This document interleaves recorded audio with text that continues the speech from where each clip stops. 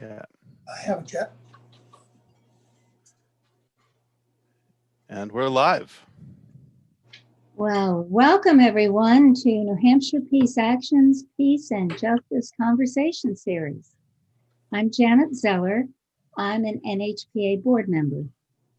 In case you're new to NHPA, our mission is to contribute to creating a world in which nuclear disarmament, mutual security, global understanding, international cooperation, and respect for human rights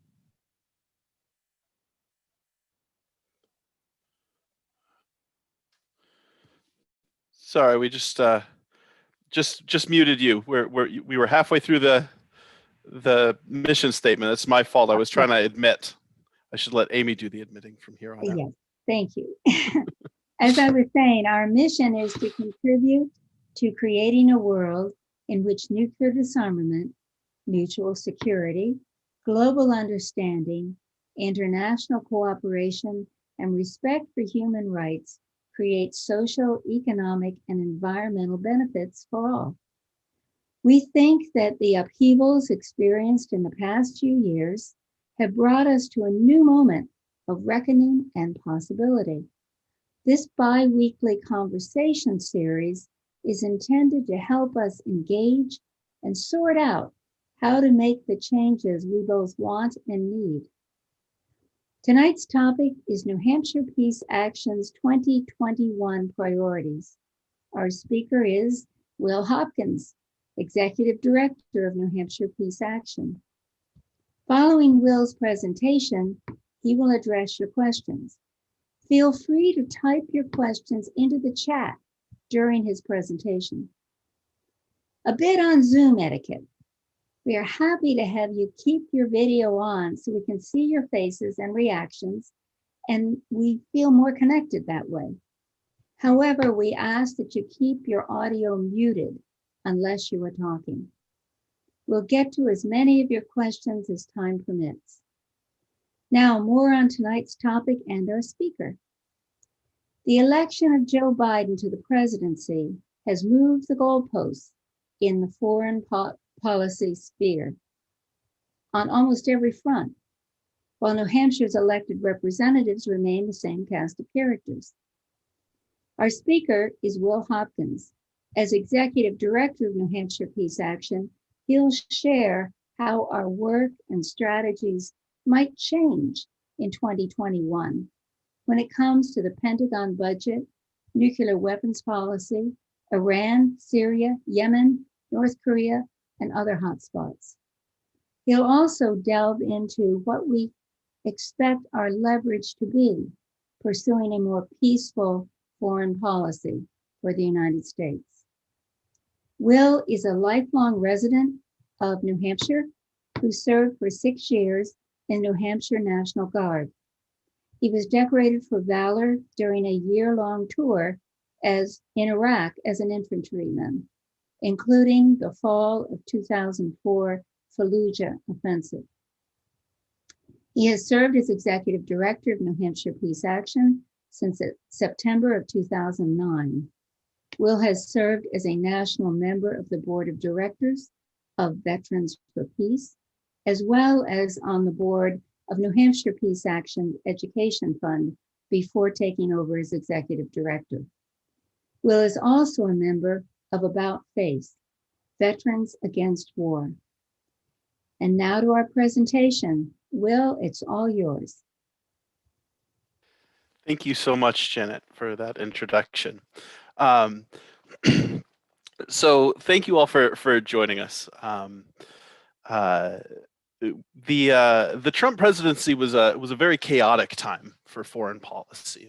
We saw high-profile resignations like James Mattis.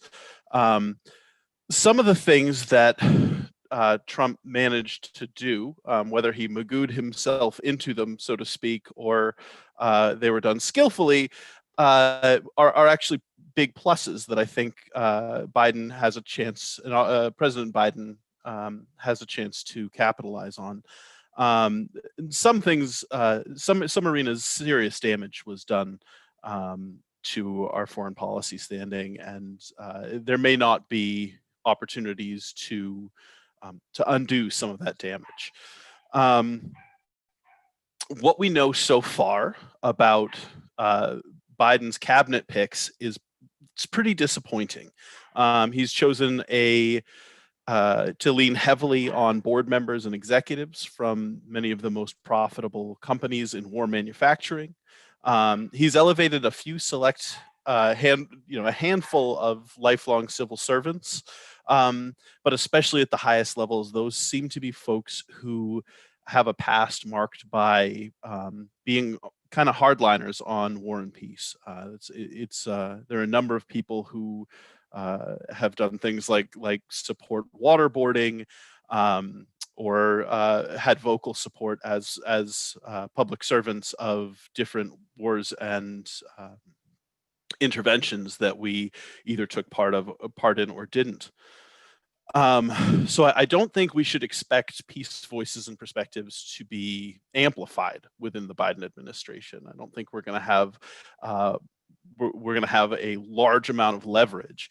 That's not to say that we're not going to have some pressure, and that the relationships we have with our own elected representatives aren't going to be valuable, because they certainly will. So kind of like Donald Trump before him, Joe Biden has begun his presidency by selecting a who's who of people who drive the industry of war making. And I know I'm seriously alarmed by his cabinet picks and what I've read about them, especially as somebody who is pretty opposed to the idea that our economy should be driven by violence and war making. So Paul Kavika Martin, the National Political Director for Peace Action, who was with us a couple of weeks ago, pointed out that Democrats tend to vote with Peace Action's positions on legislation about 60% of the time, and Republicans do at a much smaller rate, about 15%. So there are certainly differences between the parties when it comes to these issues, but I think that what the bills are matters. That the reality that the bills aren't necessarily, we're looking at bad policy or worse policy if you're looking at it from a peace perspective. So I consider a lot of those differences pretty superficial. And most of those differences exist where there isn't a serious profit to be made, and campaign contributions aren't being made by people who profit from those decisions. So this election season, I would watch YouTube with my kids. I have a 7-year-old and a 12-year-old, and they like to watch streaming Minecraft players. And when our 4 Democratic representatives would interject with ads between those videos, I would see ad after ad that touted records of bringing home good jobs. I'm going to show you a couple of those ads in just a second. But what I'm trying to say is that I think the Republican and Democratic parties are, at the national level, they seem equally committed to a government and economy that is, at least in part, defined by what Arnie Alpert, who's on the call with us today, calls military Keynesianism. The sense that the government can create economic stimulus by manufacturing military goods. So I'm going to show you these 2 videos. Each one is an ad, one for Chris Pappas and one for Jean Shaheen, just to inform our discussion a little bit.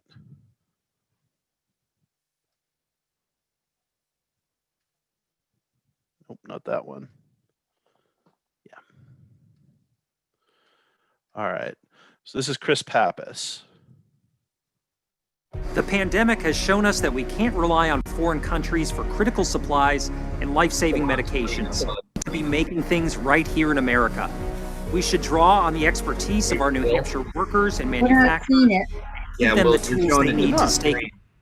We're not seeing it. All right. Sorry about that. Let's try again. We heard it. It just wasn't the right screen. All right. You can watch the end of the ad then, or let me rewind it a little bit. On the expertise of our New Hampshire workers and manufacturers, and give them the tools they need to stay competitive. Restoring American manufacturing will create good-paying middle-class jobs while strengthening our economy and protecting national security. The future is ours for the making.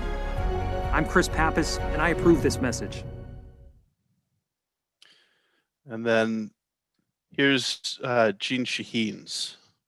When the opioid crisis hit hard, Jean Shaheen got our state 10 times more funding. She really knows how to get the job done.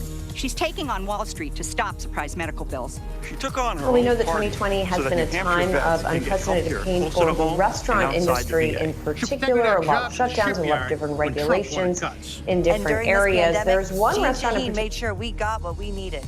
And help get people back to work. I'm Jean Shaheen, and I approve this message. She really goes the extra mile.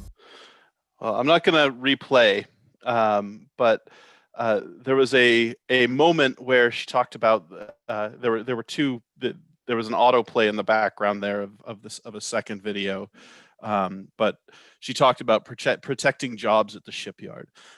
So my point in that is that even when trying to appeal to Democratic voters and excite them, the idea that bringing home jobs in military manufacturing is a primary duty of our electeds is something that is kind of universally held and bipartisan.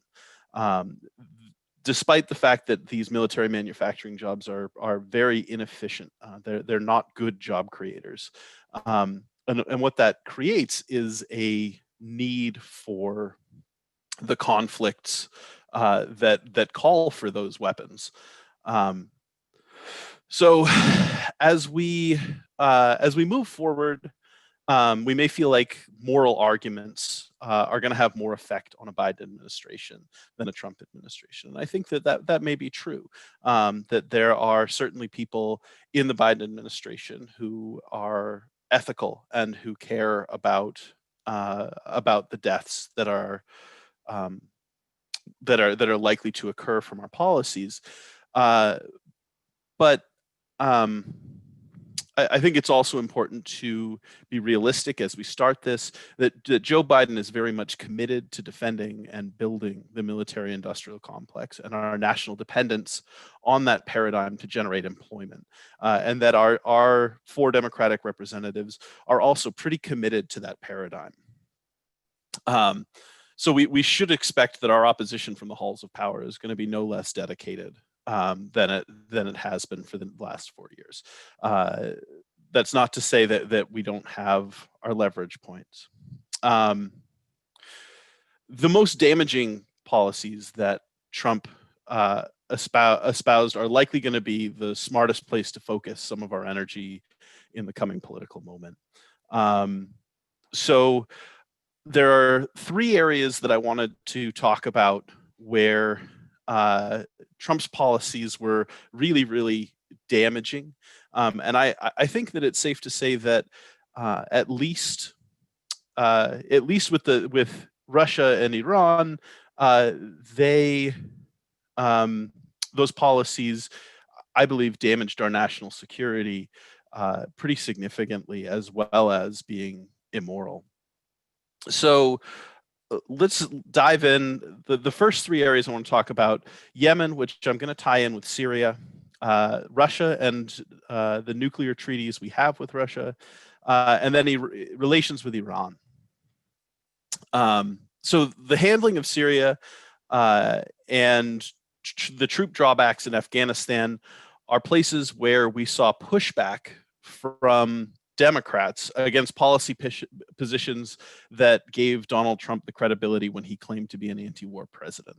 So I don't think that there's a lot of validity that Trump was anti-war or pro-peace, but there were positions that he had, and it seemed like for most of that period, the Democratic Party was pretty quickly set up against those positions. And that's, again, drawing back in Afghanistan, the cutting of funding to the axis of power we were supporting in Syria are places where we're going to need to be very active to try to not allow slide back. Syria, I think, is a place where we really have truth on our side in a big way. So by cutting funding to the unaffiliated Arab alliance in Syria, Assad very quickly was able to reconsolidate power, and there were between 20 and 50,000 deaths in that reconsolidation. But that was about 4 months worth of the civil war when Trump took office. So that's a pretty small number of deaths for the civil war to end. And that's not to say that the civil war has ended. There's still sporadic violence. There's still malnutrition and famine in Syria. There's still significant violence, but our contribution to that violence is gone, and the violence has certainly been less. You also notice that for the last 3 years or so, you haven't heard much about ISIS and the territory they control, and that is again because the civil war, without having both the ISIS and al-Nusra pole of power and an unaffiliated pole of power that had significant overlap with that group of folks, funded and armed well, the opposition to Assad collapsed pretty quickly. So I think we can expect that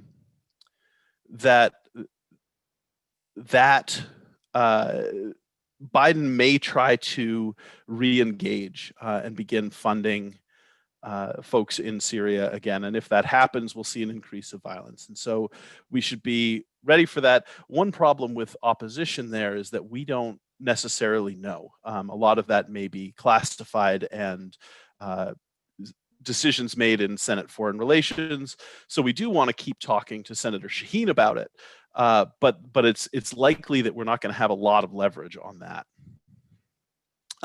Afghanistan, I don't think, again, I'm talking about some of the places that we don't have a lot of chance. Trump wanted to pull the last of our troops out. Doesn't look like that's going to happen.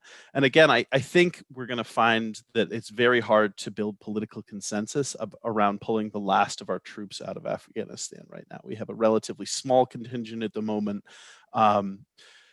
And I think it's unlikely we're even going to have bills that we can push on. And of course, if we do, let's say Barbara Lee puts a bill in saying all troops out of Afghanistan, we'll have a push. We'll see if we can get our electeds on board. But it may or may not be something we're able to exercise any control over.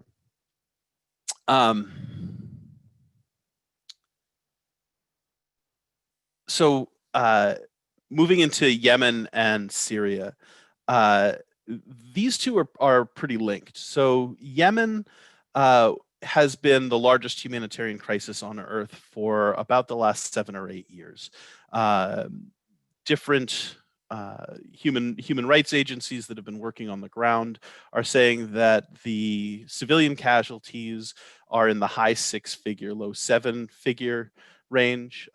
This year, cholera was almost as deadly as the starvation. And the estimates are that about 80,000 children died of starvation 3 years ago, but there haven't been aid workers on the ground. They think those numbers have gone up since then, likely over 100,000 this year who died of starvation. But again, cholera was deadlier, was not quite as deadly, and also COVID was present, but not comparable to the cholera epidemic in Yemen or the starvation. So the Obama administration did sell arms, also did air refueling and intelligence support for the Saudi-led coalition in their blockade of Yemen. But we really saw a ramp up under Trump of arms sales to the United Arab Emirates and Saudi Arabia. And we're talking in the $100 billion range as far as what's been sold. This blockade could not happen without American weapons. We're talking, again, high 6, low 7-figure civilian casualties annually in Yemen. So we've seen over the last 4 years, Democrats have provided have created a unified front against the sale of arms or most arms to Saudi Arabia. That isn't something I think we can depend on. That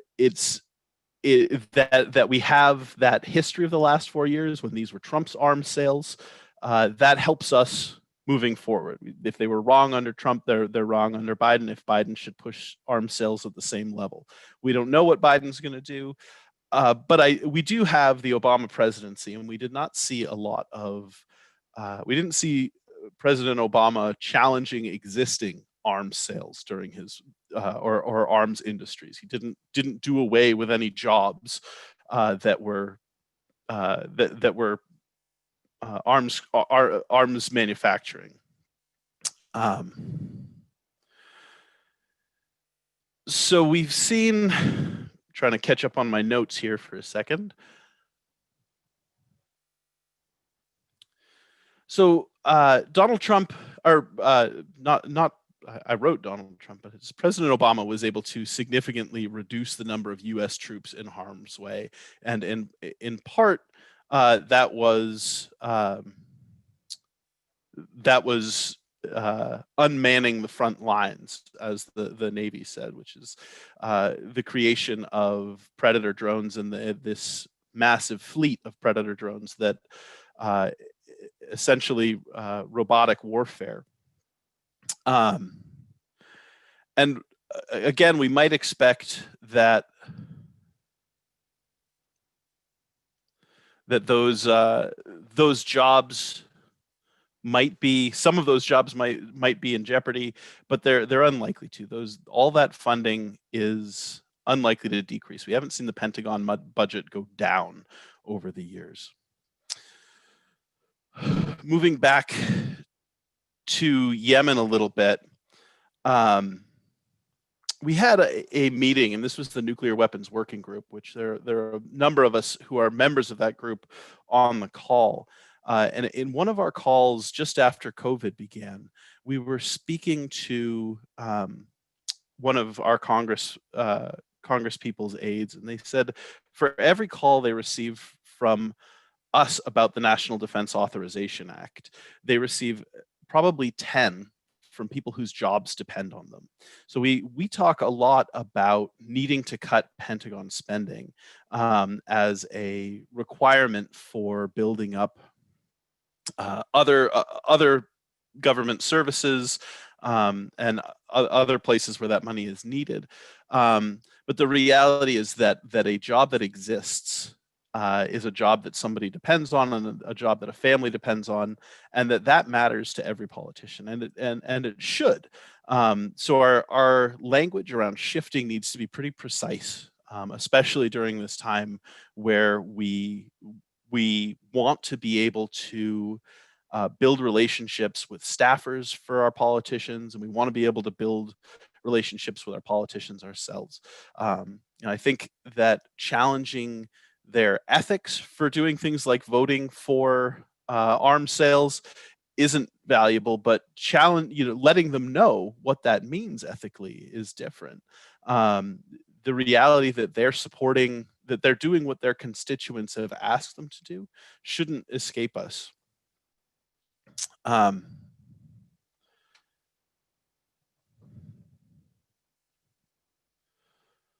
So those of you who read my newsletter articles will note that at the beginning of the Trump presidency, I incorrectly predicted that Hezbollah would likely grow and that attacks on Israel were going to be a likely side effect of President Trump moving funding from the Sunni axis of power, ISIS and al-Nusra in Syria. Removing that funding and letting Assad reconsolidate would reopen a route for weapons to move from Iran to Israel through Syria. And I was incorrect about that. And a large part of why I was incorrect about that, I think, is that Hezbollah and other Shia militants have been focused on Yemen, where Trump's increases in arms sales and support for that blockade have led to significant casualties. And I think that that's been the focus of armed Shia for the last 4 years or so. So if you think back to August and September of 2012, if you were a member of Peace Action, then you were getting lots of emails from me asking you to call your reps and come out to demonstrations to oppose attacks on Syria. This is after the red line was crossed and chemical weapons were used in Syria. And even since then, we've had a number of insiders from the Obama administration say that there really wasn't a lot of evidence that it was Assad who used those weapons. But nonetheless, we had a few weeks to try to organize opposition to an invasion of Syria. And we were successful. We got all 4 of our representatives to stand against it. And the US did not send troops or significant troops to Syria. But the fallback position was that this flow of funding into Yemen began in earnest, into Syria began in earnest, and that civil war really ramped up. So I think moving forward, we should expect that our representatives will need to be pressured and called out continuously to continue to oppose arms sales to support arms sales to Saudi Arabia, to support the blockade. We should expect to have to also pressure them and keep engaging and re-engaging to keep U.S. funding and arms out of Syria.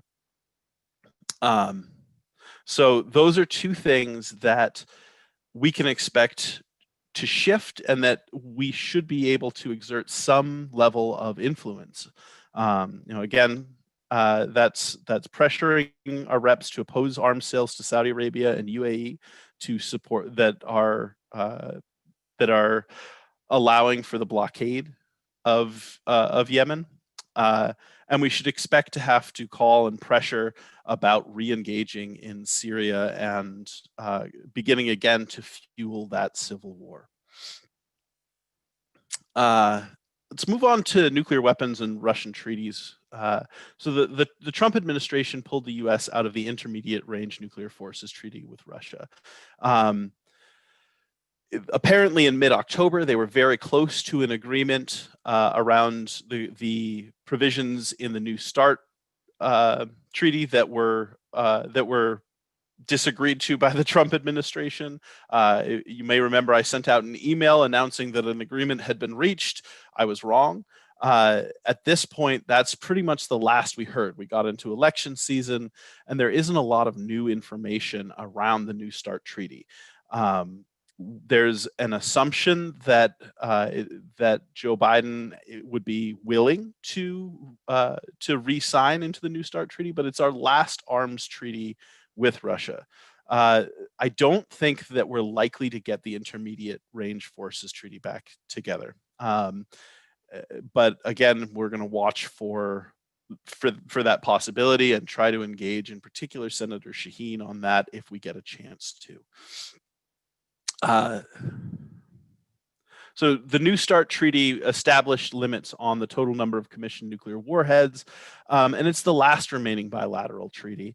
It will expire a month from tomorrow unless it's renewed. So that's kind of our first thing to do in influencing the Biden administration. And I think at this point, what we need, because it's not going to be a Senate decision, it's not going to be a House decision, what we need is media. We need to just build public support and call attention to the fact that our last major arms control treaty with Russia is about to expire, and that it needs to be a priority of the Biden administration to make sure that stays in place. Just for a little background, New START was negotiated by Hillary Clinton and her State Department. At the time, it was supported by every living Secretary of Defense and every living Secretary of State. So it's a pretty mild. Everybody agrees we need to have some some sort of treaties on the book with Russia to maintain the current state of détente, which maybe we're not in a state of détente as we talk a little bit about the reality that under the Obama administration, we embarked on a $1.7 trillion nuclear weapons overhaul over 30 years. And that, again, we're looking at something that creates a lot of jobs in a lot of congressional districts. $1.7 trillion is a lot of money, and 30 years is employment security, and that matters to our electeds. And while we're trying to shift that paradigm, we need to be cognizant that that it exists. That when we say we don't want to spend money revamping our nuclear weapons complex, and certainly not that kind of money. The reality is that there are also people calling and saying, "Hey, my job building centrifuges," and I don't know how much of the nuclear upgrades is going through New Hampshire, but what I do know is that jobs are a key part of this kind of decision making. And that's not to say that electoral funding isn't equally important, that a number of these employers are major donors to the campaigns of our electeds, shouldn't escape us either. So expect to continue fighting against the huge expenditure on upgrading and overhauling our nuclear weapons complex and all our delivery vehicles, and ensure primarily through media as early as possible that we're getting some attention to the reality that the New START treaty is set to expire and that can't be allowed to happen.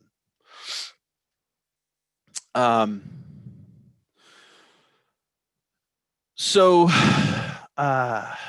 Iran is another place, and Iran is going to be a very sticky moment. So the JCPOA, Joint Comprehensive Plan of Action in reference to Iran, was negotiated by the 5 permanent members of the United Nations Security Council, plus the one rotating member. The negotiation was a treaty that was supported by, obviously the Obama administration supported it, and all of our European allies were also behind the JCPOA. There are very few countries that see the possibility of Iran getting nuclear weapons as a stabilizing influence. And so most people were very happy to have something verifiable, and to have inspectors in, and to have Iran agreeing to limits on their nuclear program and its weaponization. It's worth noting that back in the early 2000s, the Ayatollahs issued a fatwa. That's a religious law. The punishment for a violation would be beheading, and that fatwa was against the development of nuclear weapons. So when Trump took office, he stopped signing off and confirming that Iran was complying. And while Iran was complying, that allowed for sanctions. He also stopped waiving the sanctions. So sanctions snapped back into place. So Iran went through the process of making a number of concessions and really scaling back their nuclear complex in good faith with all of the rest of the world. The U.S. unilaterally pulled out of that. The political result of that in Iran is that the hardliners managed to take over in the political sphere. So we have I don't want to use the term conservative, but the highly religious and highly anti-American crowd is now politically in control of Iran. So what that has, what that means for us is that as we move back in, support for the JCPOA in Iran is sketchy. It will be a real challenge for the Biden administration to get Iran back in. At this point, the fatwa has been removed, and Iran is moving forward with their nuclear program. They are enriching beyond 20%, which was the previous limit. And there was the Iranian parliament voted to continue to enrich beyond 20%, which was a violation of that agreement. So it's going to be an uphill battle to get back to the JCPOA with Iran. They are unlikely to want to step back in. I was in a webinar with the National Iranian American Council a few weeks ago, and they said that Biden's early picks for the State Department that they knew of, who would likely be working on this, are folks who have been very vocal about wanting to go further than the JCPOA, so more restrictions on Iran, a more stringent agreement. And the folks at NIAC are in touch with people on the ground in Iran, and they wanted to convey to the audience in that webinar how absurd it is that we would think we could go further after destroying the first agreement and causing this political shift in Iran, and wanted to be very clear that that's not going to happen. So there's a kind of limited hope among the folks who are really dialed in and paying attention to Iran that we're going to get back to an agreement with Iran in the short term, because the expectation and the buzz on the Hill is that everybody wants to go further than the JCPOA went, that the problem was that it wasn't strong enough, and that's why Trump backed us out. And so we need a stronger, more stringent agreement. And that is not, that's not politically realistic in Iran at this point. So our stretch goal, the reach goal of the Biden administration ought to be getting the JCPOA back up after the damage that's been done to it. So we can expect to have to need to correct people in our congressional meetings and when we call our representatives about what reasonable expectations are for the JCPOA and for Iran policy right now. We can expect an uphill battle to get a verifiable treaty with Iran. And then I think it's really important that we don't take any we correct people strongly when they suggest that we need a more stringent agreement. Right now, we will be very, very lucky if we can get the Joint Comprehensive Plan of Action back or something similar to that. The possibility of getting much more from Iran, given the damage that's been done, the suffering that's been caused by the sanctions, despite their compliance with the treaty, it's more than we're going to get. So I think that in that case, one of our roles might be just trying to correct the expectations of our electeds as we move forward with them on Iran. Last thing, North Korea. So I consider, while I found the threats, the insults with North Korea to be very undignified, very embarrassing, very dangerous to both North Korea and to us, to folks on Guam, to folks in South Korea, to our other allies in the region, to Japan. It was not the way diplomacy ought to be done.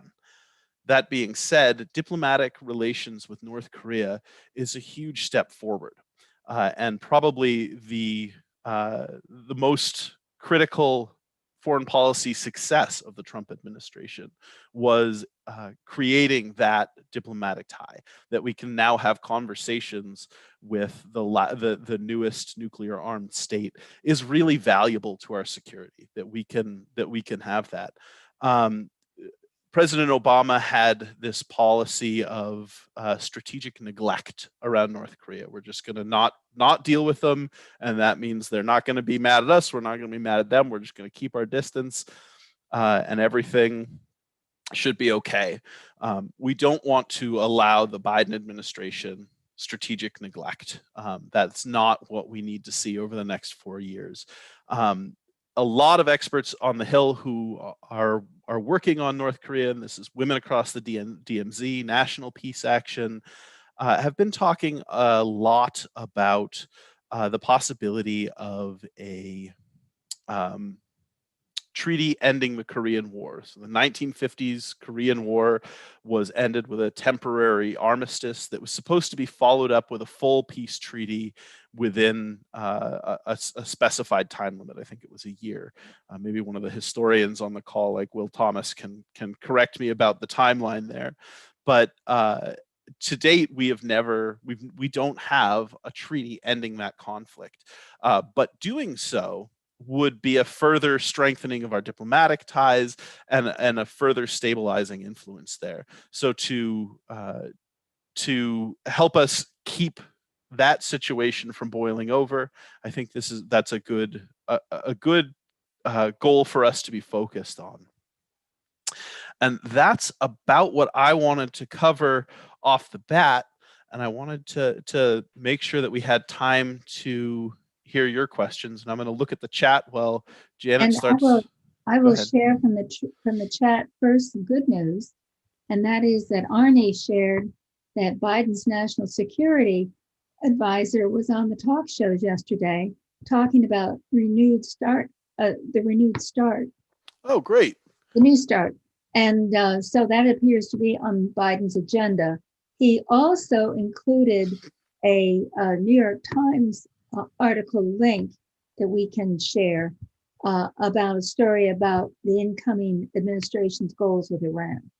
Oh, wonderful. So those would be two good things. There was a question from Will Thomas. He began with, I believe Mitch McConnell said the U.S. Congress has passed the NDAA for 59 straight years since 1961. New Hampshire's congressional delegation voted for it this year. How much money has Shaheen and Hassan received from the military complex? I don't have those figures, although it would not shock me at all if someone on the call does have familiarity with those figures. And if you do, please feel free to just unmute yourself and start shouting out how much money. I know it is a lot. I know that Shaheen in particular, as a senior Democrat on Senate Foreign Relations and Appropriations, is very well supported by the military-industrial complex, both folks who are in state and folks who aren't. Will also shared 2 articles, which we also can share out. And that is all that I have in the chat. So I would invite folks to raise their hand if they would like to ask a question. Oh, that's it. Chris? Yes, the possibility of getting some change towards Iran. How much of our recalcitrance to do anything about changing our policy towards Iran has to do with our alliance with Saudi Arabia and Israel, and that they are standing up as in opposition to Iran, and therefore we got to support them? Right. So regionally, we are aligned with Israel and Saudi Arabia, and Russia is aligned with the countries controlled by Baathists and Shia, and in particular Iran. So we talk about Iran like they are highly unethical, immoral nation. And we criticize them a lot, but we tend not to want to talk about the human rights records of our allies in the region, which I think are arguably equally bad. Certainly, Saudi Arabia's got a tally of beheaded people that rivals Iran's. The treatment of women is pretty awful. So the how much question, the reality that our alliance with that our alliances with those countries determine our policy with them, and our desire to keep projecting military power in the region means that countries aligned with Iran or with Russia are going to be demonized. It's obviously it has potential to shift, but there's a lot to it. It's not just that these are regional rivals to, that Iran is a regional rival and an economic rival. It has to do with the flow of oil, the control of different areas by allies of different imperial interests. Does that answer it? I'm sorry, that wasn't a great answer to your question, Will. We do have another question. That's from Amy. Any thoughts on about Israel considering Trump's actions in regard to Israel and where that leaves the U.S. now? So I don't think most of Trump's policies were a major departure from our previous relations.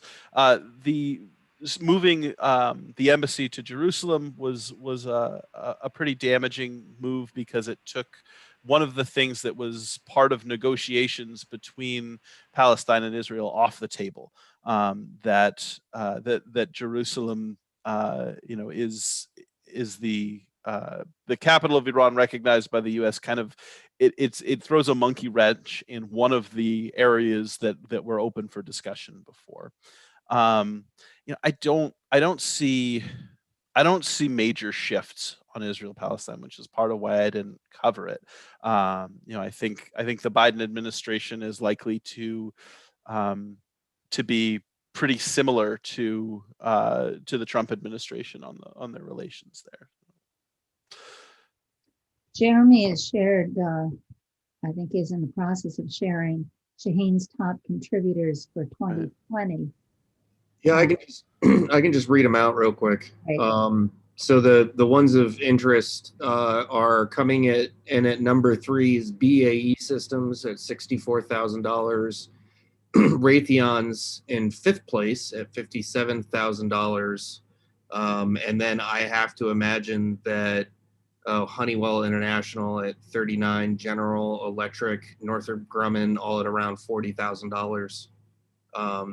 General Atomics is another one, General Dynamics. So those are all just in the top 30 for Shaheen, and I can dig up the info on Hassan for you, Will Thomas, here in just a second.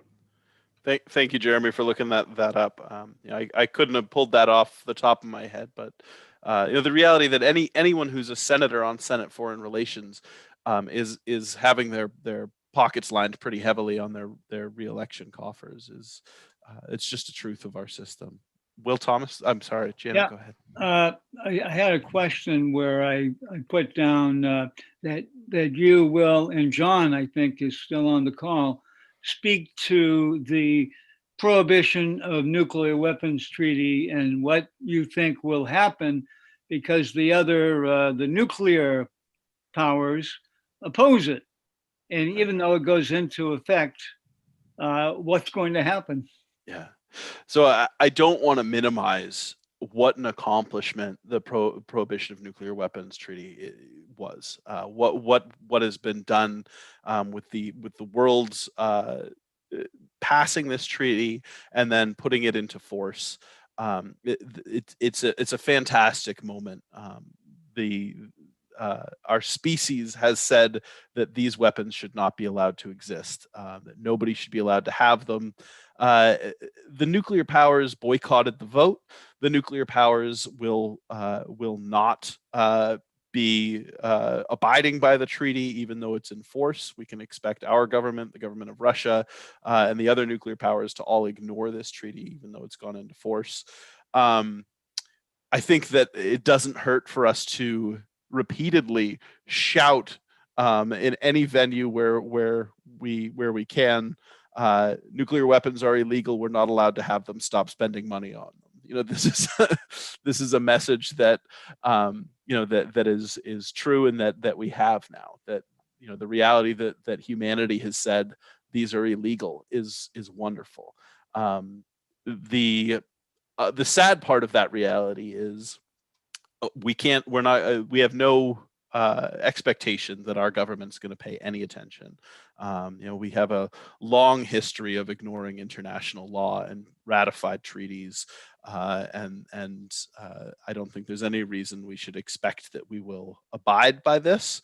That being said, we should be constantly calling our own government out for being in violation of this treaty that has gone into force and is legally now part of our Constitution. It is supreme law of the land under Article 6 of our Constitution, because the United Nations Charter is a ratified treaty, and this has been passed and gone into force under the United Nations. So we are bound by it. And legally speaking, we can no longer have nuclear weapons. And also, we need to be prepared for the reality that the United States, Russia, North Korea, Israel, France, England, India, and Pakistan will all ignore this treaty and continue to do exactly what they've been doing. Well, we have another question from Becky Field. How useful do you anticipate our congressional delegation will be during this new administration in meeting these NHPA goals? So that's useful. I wouldn't use the term useful to describe. These are decision makers who we are going to be pressuring and leveraging and trying to get to take positions that are strong. I think that there are. So one of the things that I've noticed about about working with folks on Capitol Hill is that the staffers tend to be intensely moral people who are trying really hard to do the right thing. And I think having meetings with them and making sure that these staffers are seeing things that we're seeing and understanding things that we're understanding can help make allies out of our electeds. I don't see any of them opening up as being helpful. I see all of them as being malleable in certain areas if we pressure them the right ways, and if we talk to them the right ways, and if we communicate with the people who are advising them in the right ways. So I wouldn't use the phrase useful, but malleable. I expect a little bit of malleability and a little bit of ability to talk to them and try to get some different policies in. Are there other questions, comments? People want to raise your hands? Janet, there's one in the box about China. Oh, I managed to miss that. Uh-oh. Really? Where is that? If you see it, please read it. Oh, I see it now. Yeah. From Judy and Arnie. Go ahead, Janet. Do you expect tensions with China to rise? And what would NHPA do if that were the case? I don't know. It's not something that I've done a lot of reading on, and I ought to read some of what Joe Gerson is putting out on the subject.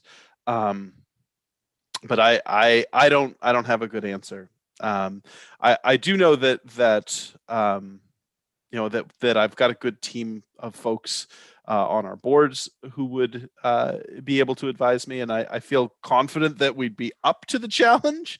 But I'm not sure what to expect with China, and I haven't done a lot of thinking about China. Sorry, Judy. Do you have more on that, Judy, that you wanted to talk about? Are there? This is Arnie. Just to say that it looked to me like Trump was trying to be buddies with Putin and Russia, was trying to turn up tension with China, which was also a continuation of the Obama administration's tilt toward Asia. And then sometimes during the campaign, it seemed like Biden was trying to sound tougher than Trump with regard to China. So I think that, I guess my advice to you, Will, is to start paying attention. Okay. Because I think that there's a high likelihood that U.S.-China relations will continue to be frosty and will get frostier, and certainly the military implications of it. China has been investing a lot in, from centuries or millennia of China not being seeing itself as a global power, is starting to see itself that way with the military dimension. So if the United States is going to continue to think that we should be the dominant power in the area around China, we're going to be butting up against a different type of China. Judy, did you want to add anything? Okay. I will. I did see that Jeremy put a video with a UCS scientist, Gregory Kulicki, and his talk on China. So maybe We also have a question that. from Donna, and then we'll go to you, John. Donna says, "Wow, staffers as brokers to more malleable possibilities." That's a great point. As we go forward, can you share specific people we should be in touch with? So I have relationships with who the staffers, the foreign policy staffers for each person were, and it tends to be after an election that those shift. I find that it's very, very difficult to get time with a congressperson or with a senator, but a congressperson and a senator is going to be listening to their advisor a lot more, and those are folks who you can forge relationships with, and sometimes I find that burnout is high. So I could give you names, but I don't know that those are going to be the names of folks who are still going to be staffers after this election cycle. There's always a shift and a move around after new people take office, and the burnout factor means that it might not, that it's unlikely that those people will stay. I will tell just a couple quick anecdotes about folks, and so Naz Durakoglu is a former State Department official who is Jean Shaheen's senior foreign policy staffer, and she's very intelligent. She is thoughtful. She's ethical, and I find that I see a lot of pain on her face when she's talking to me, and I'm talking about the lives that are lost and the decisions that get made. That there's a lot of struggle. I imagine it's extremely hard to be a staffer who cares about the very real implications of these kinds of decisions. Our closest ally is in Chris Pappas's office, and Kat Cosgrove is somebody who has worked for human rights organizations, and I think has been a good influence on Congressman Pappas. I think we've seen a lot of turnover in Maggie Hassan's office, and I'm not even sure who her current top foreign policy staffer is, but I think that it's something, if you're interested in meeting with these folks, let us know, because especially now we've been having Zoom meetings with them occasionally. So well, we're coming up on 8 o'clock, and I know John wanted to speak, and there were a few more things in the chat. So if you don't mind, let's scoot over to John. Okay, I guess I'm off mute. 2 points, and I'll try to make it fast. First, an historical note on China. China was considering itself a global power as recently as the early 1800s. Just before the Opium War, it issued a decree against the British where the emperor said, "Trembling, obey." So as late as the early 1800s, China was treating Great Britain as a tributary state. Of course, the Opium War changed all that. But the other point I'd like to make goes back to military Keynesianism and another nexus. I'm wondering if we shouldn't explore the connection between excess military spending and failure to respond to the pandemic, where ordinary people, the people we want to reach, are feeling real pain, especially when outfits like Lockheed Martin and programs like the Nuke Modernization Program get more funding than the National Institute of Health. Now, at the risk of over-dramatizing, I'm going to put this as a moral issue. Failure to adequately respond to COVID costs health and lives. People sicken. People die. Children sicken. Children die. The only difference between that and putting kids in cages is one of degree.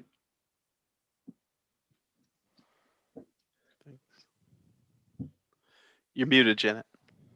That was a great point. And there are several things in the chat that are links to upcoming events or to various pieces Jeremy has put in, and we can make sure that those get posted. And we're running up on 8 o'clock. Will, any final thoughts that you want to share before I wrap up? Nope. If you want to cover the next few programs, I will. Okay, then it's all you. Thank you all for listening, and sorry that the first part my notes were I could have done a better job organizing them, but I think I got everything across that I needed to, and thank you for your good questions. Okay. Well, many thanks to you, Will, and thanks to all of you for joining in and for participating.